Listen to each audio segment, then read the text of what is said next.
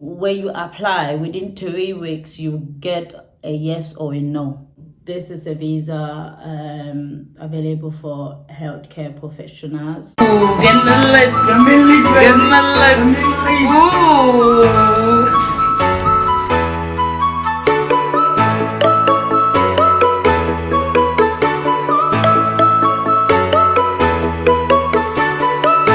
Hi guys, what's popping? Welcome to my YouTube channel. If you're new to my channel, please don't forget to subscribe. So guys, today I'll be talking about a topic that all of you guys have been waiting for so badly. I'll be talking about the UK Health and Care Worker Visa. So this is a visa available for healthcare professionals. So I'm talking about doctors, nurses, pharmacists, carer, support worker, healthcare assistants, lab technician, and etc. So to be eligible for this type of visa, first of all, you have to get a job from an approved employer, approved by the Home Office. And another thing is you have to pay the application fee. You have to provide supporting documents. And yeah, so with this type of visa, you can bring your spouse and your kids, and you have to pay for them as well. And the more people you bring, or the more kids you bring, the more expensive it gets. Like each person you bring, you have to pay for application fee for them as well. And yeah, so another thing you need is you have to prove your knowledge of English. So being that you have to write an English language exam approved by the UK government. Considering the fact that the UK government or the Home Office, prefers workers within the UK or within EU, so your employer will have to prove to the Home Office that for this position they are applying, or they are looking for employees, or for this position that they are offering, they couldn't find any eligible or anyone in the UK or within EU who could fill this position.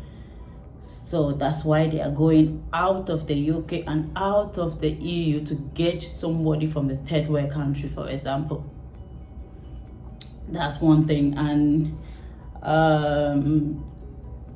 so passing the applying for the job is one, and passing an interview is another one.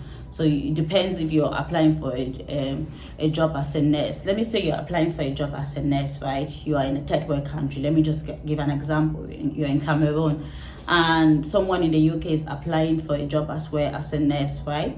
So you guys are both going through the interview process, and if that one in the UK meets the requirement of this job, and you meet the requirement of this job as well, the employer is forced to take the person in the UK or the person, for example, in Europe than to take you, except though the person in the UK did not meet up with the job requirements, and that's when they will go out of the UK or out of EU to get someone that can fill that position, which is going to be you, for example.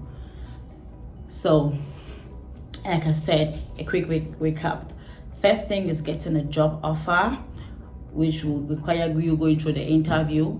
Before you can even think of applying for a visa, you need to get this certificate of sponsorship, which you only get it from your employer after being granted a job offer. So with that certificate now, you can move to the next step of applying for a visa, which normally you have to apply at least 3 months before you have to start your job, at least 3 months before the start date of the job or the offer you got. And then so you have to pay for application fee. It depends if you're applying for a visa up to 3 years, or you're applying for a visa more than 3 years. So if you're applying for a visa up to 3 years, your application fee will be less expensive, which will be £232 per person. So if you're applying for more than 3 years, your application fee will be £464 per person. So you also have to prove that you can support yourself by having £1,270 in your account at least 28 days straight, 28 days in a row before your application. So day 28 must be within 31 days of applying for the visa. So whatever currency you have in your country, you have to convert this £1,270 into the currency you have in your country, and make sure you have that in your account a month before you're going in for the visa application.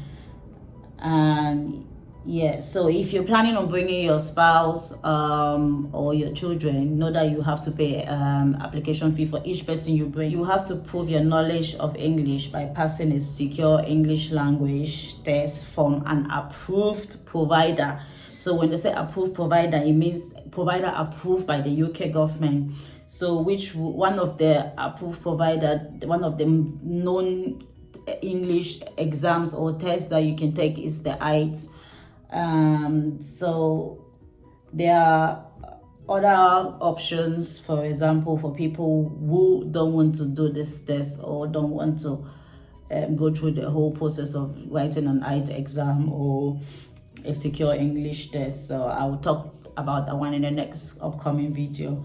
So, but people from these countries who speak proper and perfect English, for example,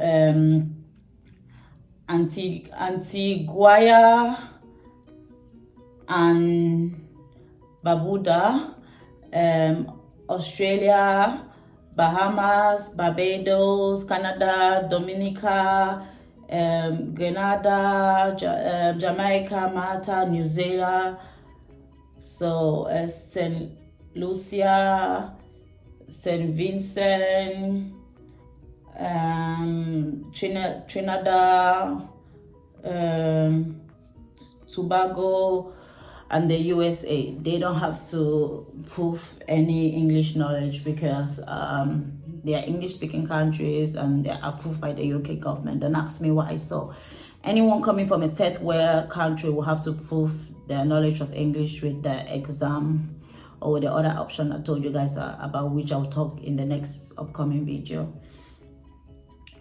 So if you're a nurse, doctor, dentist, pharmacist, lab technician, support worker, carer, health assistant, etc., anything in the profession of, health or well-being of a person. So social workers are welcome as well. But I can't lie to you guys, finding a job is a pain in the ass. That's the most difficult part. I'm sorry, I'm not going to disclose to you guys which companies are actually offering jobs right now or jobs position. If you want to find out, you have to send me an email me, get in touch.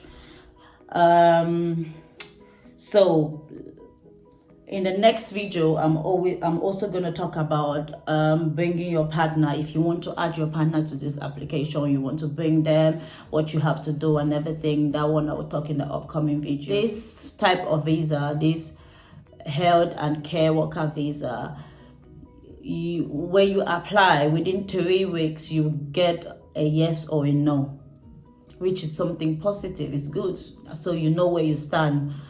And yeah, I don't think I forgot anything. I think I've covered everything.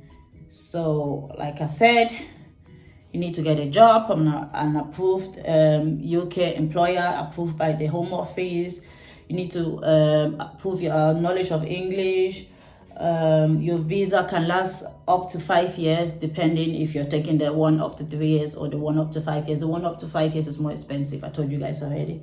So if you want to extend your stay, I'll tell you guys what to do in the next video about. I'll do a video about your visa expiring and you wanting to extend it, to what you have to do. And also, just so you guys know, so you're coming in with a work visa, so meaning that your visa or your stay in the UK depend on this work. So if you're switching any jobs, let me say you come in for a job which pays £10 per hour, and you find another job that pays £12 per hour, and this employer is willing to give you a sponsorship or a certificate of sponsorship, then you can switch your jobs, but then you have to let the home office know that you're switching your jobs. So I've talked about the course, I've talked about how long it takes. So apply, you can only apply online. So guys, this is the end of this video. I hope you did enjoy this video, and if you have any question, feel free to comment below this video or to email me at claireape147@gmail.com. And yeah, so just stay tuned if you want to get more information on this line. I'll be doing more videos. Like I said, I'll do a video on the English test. I'll do a video on bringing your spouse and children, what you have to do. And I'll do a video as well on extending your visa after the 3 or the 5 years is over, what happens to you afterwards. Guys, I hope you did enjoy this video. Thank you so much for watching. I'll see you in my next video. Bye bye.